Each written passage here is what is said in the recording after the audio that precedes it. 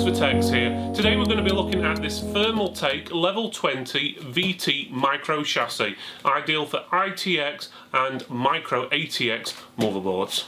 Here's a quick message from our sponsor.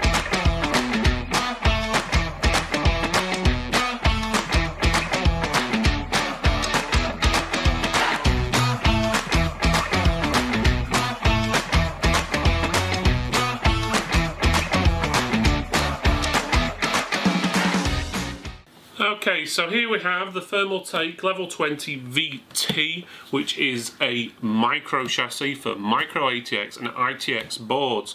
The box doesn't really say much, no real pictures on there other than the name of it. It does say tempered glass 4mm thickness ×3. So looks like there's 3 tempered glass windows in there according to the box. So let's open it up and have a look what we have. Okay, first of all you can see it's got foam padding in there, and you can see the plastic bag around the actual chassis itself. So let's take it out and have a quick look what we've got.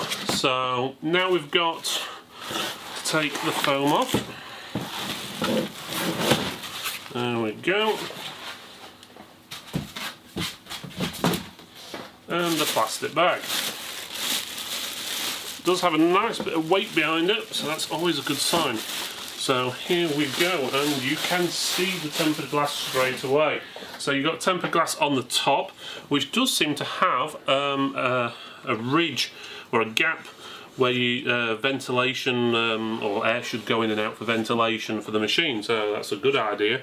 On the sides, again, you've got glass as well, and on the front, that seems to be glass as well. So to my understanding, that's 4 pieces of tempered glass. I'm pretty sure that box just said 3, but we'll have a look at it. So 1, 2, 3, 4. Yeah, I'm just making sure I'm not going crazy.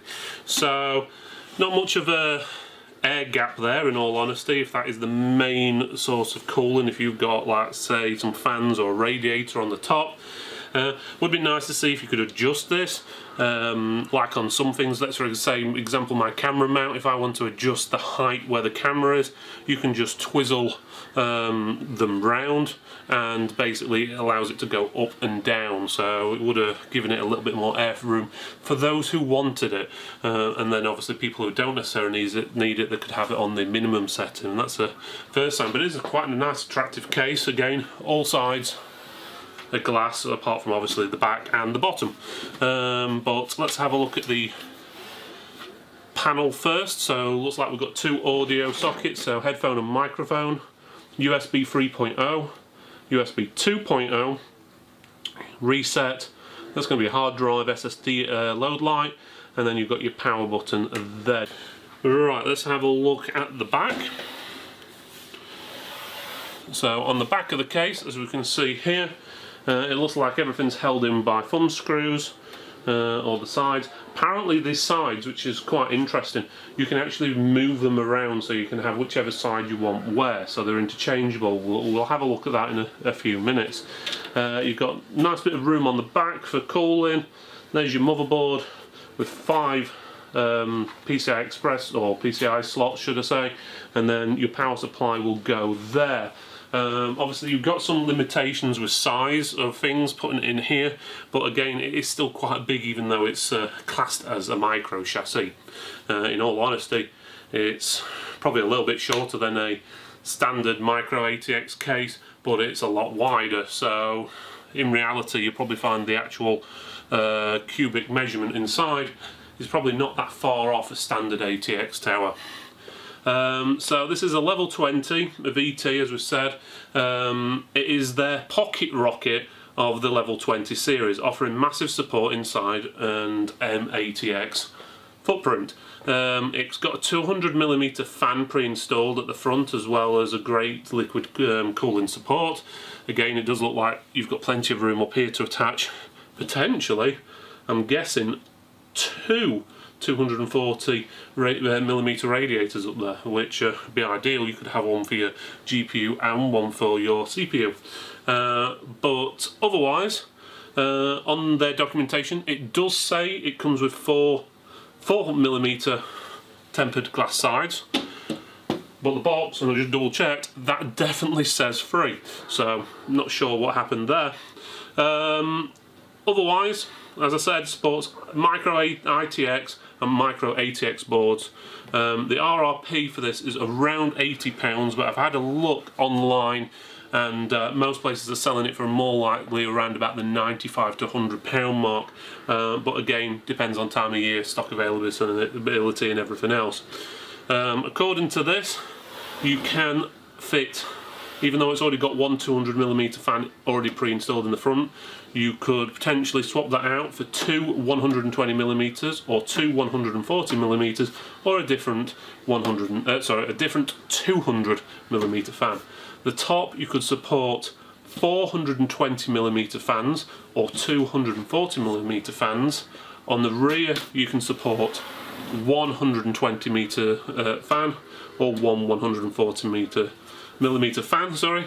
And on the bottom, apparently, so yeah, that would be along here, I'm presuming, you would be able to fit two 120mm fans. Radiator support on the front, you could support one 240mm or 140 or 180mm. There on the top, two 240s or one 280 or one 180 200mm series, and on the rear it could support one 120mm. CPU height limitations, so obviously when you have got your motherboard in, it'll be laying flat there, so the CPU will be sort of pointing upwards. The amount of room you've got there is 18.5 centimeters, which is pretty good. VGA length limitation, so the amount of room you've got for your graphics card, is 35 centimeters, which is a pretty good size. And power supply length is limited to 200mm, so make sure you haven't got an extended power supply or anything whatsoever a little bit bigger than normal, otherwise you may struggle. But otherwise, looking at it, it's got everything there, and we'll have a look in a second just to see what the insides look like. Okay, the top and the sides of the case come off very easily. It's just basically unscrew the thumb screws and slides off. So it's pretty simple. Now the sides, let's just take those off. Again, these are all glass. And the side ones fall off very easily, so make sure you're holding on to it when you have got the taking the thumb screws out, otherwise it could potentially fall on the floor and smash. Would be nice. It would have been nice for it to have some sort of catch on there to hold it in place, but as you can see, they come off very easily. These runners on top, which are here for the putting your water cooling or fans in or whatever, they can actually be disconnected and actually put on the actual sides or the other side, depending on which way you want it to go. And then you can position the glass wherever you want. So if you wanted the glass what's got a gap onto the left hand side, you could fit it there, or the right hand side, or the top. It's really up to you, it doesn't really matter. Just to give you an example, there's the glass what goes on the top. Well, that's how it comes, so it just goes there. Or you could have it on the side. Again, just watch it, because there doesn't seem to be any catch or anything on there to hold it in place, and it goes there. The only thing I'd like to have seen about this glass is it's not a very big gap there for obviously letting fresh air in or out, depending on how you set it up. Would have been nice to be able to adjust it, maybe somehow turn these stands and it basically pop it up a little bit more or so forth. But otherwise, it's a nice design where you can decide which bit you have where. Now, to remove these clips here for the actual where you position your water coolers and so forth, it can be quite tricky actually if you don't know what you're doing. Obviously check the manual, but basically there's a slight small lever there you have to pull to one side, which isn't the easiest to get, and then it pulls back, lifts out. So it's easy-ish to do, but it can be a bit tight. And then you just slot it back in the hole where you want it to go, push it down, and then you have to twist that lever back round, which again, not easy. There you go, into position there, and it locks in, and then it won't budge. It's quite thin metal, so you could potentially bend it if you're not sure what you're doing, which obviously would mean alignment issues with the water cooler if that was the case. The front's not too bad to get off. It's held in by basically 2 clips in the sort of the central area, and then it's got 2 little squeezes on each side at the top and the bottom, which you basically squeeze in, which will loosen it off, and then it'll give you a good pull, and it pops out. And again, you've got a nice mesh in here. The mesh will come out easily, so you can clean it and so forth, and you can obviously access your 20cm or 200mm fan in there, and obviously replace it with a different one if you so wish. It also allows you to do cable management a little bit better, rather than it going down the centre there.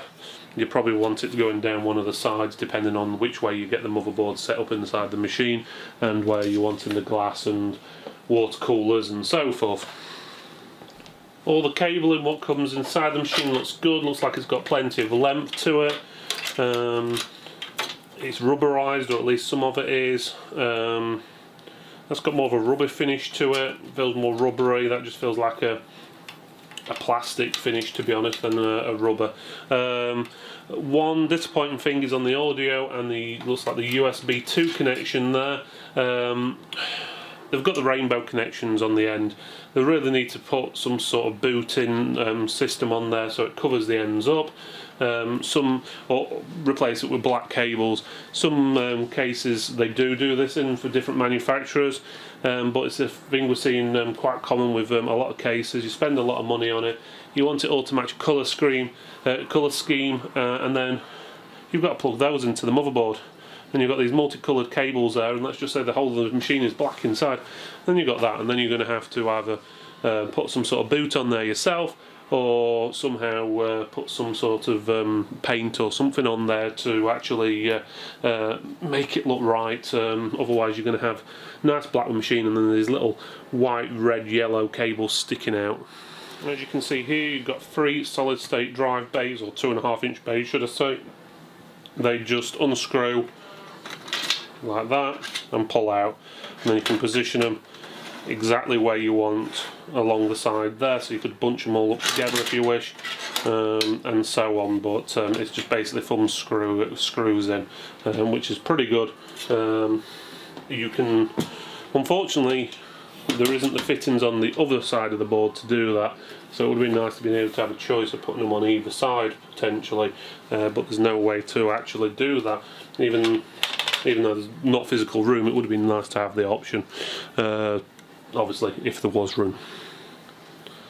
Okay, so we've got the Thermaltake Level 20 VT case all built up. As you can see, we've got a big RX 570 graphics card. We've got some RGB memory, an RGB fan on the back, as well as a B360 motherboard. Obviously it's a micro because a full size won't fit. It's got an M.2 Western Digital Black SSD in there, and it's running standard i3 with the stock cooler on there. As you can see, it looks alright, but the only big issue we really have with this case is the cabling, because everything is, all the sides apart from one is pretty much glass, depending on how you have it set up. There's nowhere to really hide the cabling, and there's no real trunking or anything like that where you can actually hide it away, so the cabling is pretty much visible, so you're going to have to spend a lot of time on sorting the cabling out. As you can see here, the cabling is coming from the front here, from the panel, which again, this panel can be moved to any side of this the front you wish, but it's coming through there under the bottom.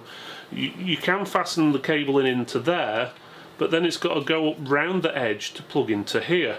There's no holes round the edge of the motherboard to put any of the cable in, apart from this big one right at the front of the motherboard, but then you've got a stretch of cables all the way from there to the back. So They could do with some small holes or something just to put some cabling down the edge here, because otherwise it's got to wrap round the side and then you're going to see it all through the glass window, which isn't 100% neat. And it's the same on the other side as well. Let me just turn this off. There we go, and I'll just show you the other side. There we go. There we go. Right, so if we look on the other side, similar thing again. Cabling. There's nowhere for the CPU power connection cable to go other than down the side and wrap round either the 2.5-inch bays, or you've got to have it flapping about everywhere, or you've got to like go all the way over there. I suppose you could always go underneath the motherboard itself, but that's going to be very fiddly to do, especially when you're trying to fit it and it moving around all the time. Otherwise the case is absolutely brilliant because you can, as I said, move the front, so the front panels could be there, or at the bottom, and then the side will fit on however you want. You can have all the sides on roughly wherever you want. If you decide to have water cooling or extra fans put in the machine, you can mount them on any of the sides you wish. The bottom, or what you would normally class as the bottom, you could actually mount it on the side and then actually physically stand the case up that way, move that part to there and then put it together. Absolutely brilliant. So I like the style, I like the design. I think it has one or two things it needs to work out with the cable management, because it just looks a little bit messy unless you spend hours and hours and hours, and if you're a PC builder you may not have that amount of time to spend making it that spotless. A lot of times, don't get me wrong, you do have to make it look neat, but there's neat and there's been obsessive about it, and when you are a PC builder and you're building loads of these, you don't want to have to spend 3 hours just getting the cabling right. But otherwise, pretty good. Let's just have a look at the bottom. So on the bottom you can actually remove the 3.5-inch bays out if you don't want them. They unscrew from up the top there, as well as from the back, and it'll just come out. You fit the power supply from the bottom as well, so again you'd have to put the base on. You could put a glass side on if you've got an RGB power supply, but just bear in mind, depending on how you mount it, if you've got the glass side on here, it's not going to get any ventilation, so you're going to have to make sure you turn the power supply the other way around, depending on obviously which way you decide to have it. And again, here's these cables, nowhere to really hide them other than trying to stick them down the sides of things, otherwise it can look a bit of a mess. But all in all, good case, but it has got a few limitations with the cabling. The Thermaltake Level 20 VT, if set up correctly, can look quite stunning, and Thermaltake could take things to a whole new level with a few alterations. The idea of 4 glass sides that are interchangeable is unique, but because of these 4 glass sides, it's easy to see where the flaws are. Cable management, or lack of, is a major letdown, as well as no shroud to hide the PSU or PSU cables.